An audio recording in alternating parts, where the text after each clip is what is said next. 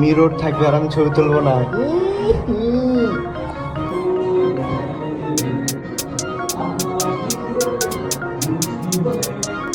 Why would I throw in the towel? I just got on my bag. I don't make no mistakes. I'm coming for mine, and there ain't no one taking my place. Listen, I've taken some L's. Yeah, that means I lived and I learned.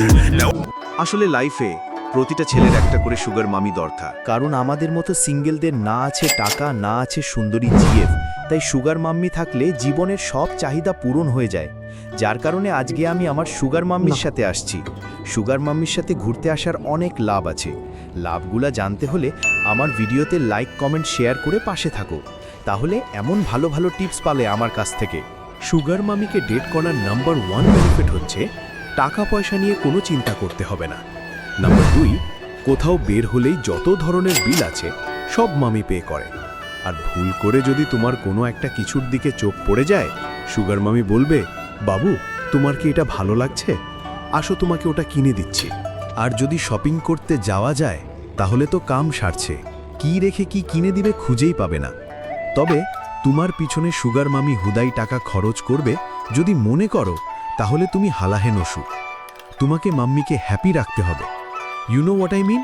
ফ্রিতে কেউ তোমাকে চুদবে না, আর sugar মামি তো তোমার পিছনে এত টাকা ওয়েস্ট করবে, একদম ফ্রি না মামা।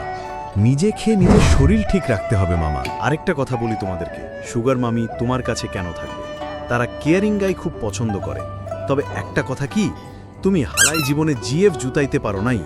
কপালে তোর কপালে সুগার মামি তো দূরের কথা, শকিনাও জুতব না। নিজের চেহারা আয়নাতে দেখ, হুদাই এইসব টিপস নিয়ে লাভ নাই।